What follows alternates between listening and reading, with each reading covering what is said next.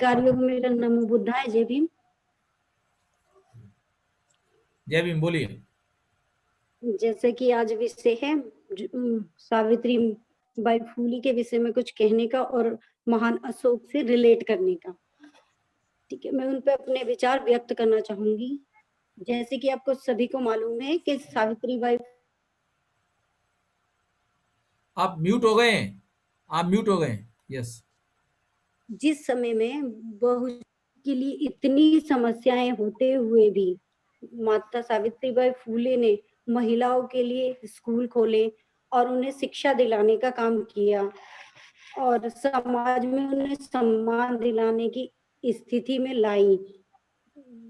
इतनी कठिन, जिस समय में महिला अपनी बात नहीं रख पाती थी, उस समय में सावित्री बाई फुले ने उन्हें शिक्षा दिलाई, उनके लिए बहुत सारे प्रयास किए, जो कि इतनी कठिन परिस्थितियों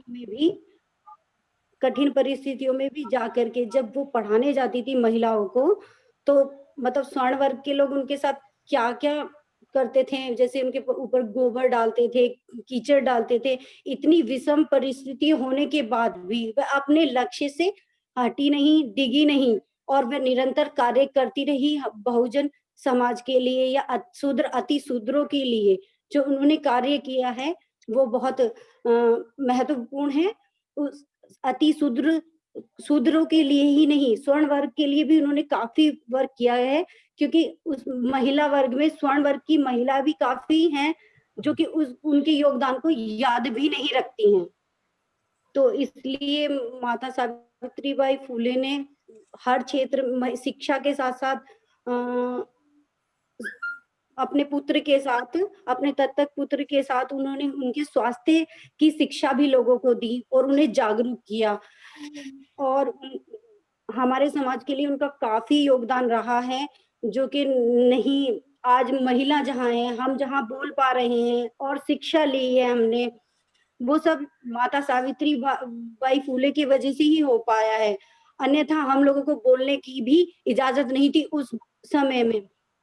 जिस समय में इतना कठिन समय रहा है, जिस दौर से वो गुजरी हैं, वो आज हम सोचते हैं तो मुझे नहीं लगता कि हम 2 दिन भी ये सह पाएंगे जो उन्होंने सहा है, क्योंकि एक दिन भी सहना मुश्किल है ये सब चीज, और उन्होंने हम लोगों के लिए इतना कुछ सहा है, तो वो व्यर्थ नहीं जाना चाहिए। मुझे लगता है कि हमें उनके कोऑपरेशन को आगे भी बढ़ाना चाहिए। आज जिस भी क्षेत्र में जो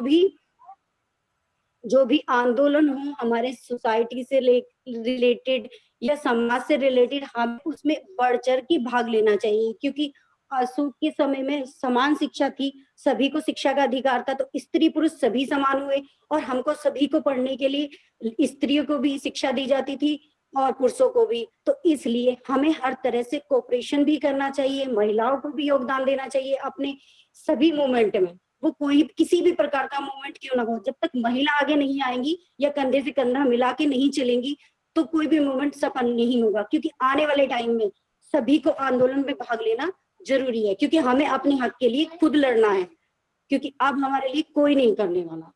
ठीक है, अपने हक की लड़ाई हमें खुद लड़नी है। इसलिए जब वो इतनी विषम परिस्थितियों में लड़ सकती हैं, हमारे लिए कर सकती हैं, तो आज तो बहुत समय परिवर्तन हो गया है, तो हमें अपनी लड़ाई के लिए खुद आना पड़ेगा और समाज में अपने लिए संघर्ष स्वयं करना पड़ेगा। तो इसलिए मैं कहना चाहूंगी कि हमें बढ़ चढ़ कर के हिस्सा लेना चाहिए सोशल ट्रांसफॉर्मेशन में, और अशोक के शासन प्रशासन से अपने आप को रिलेट करना चाहिए। जब उस समय में महिला कर सकती थी तो अब क्यों नहीं। धन्यवाद।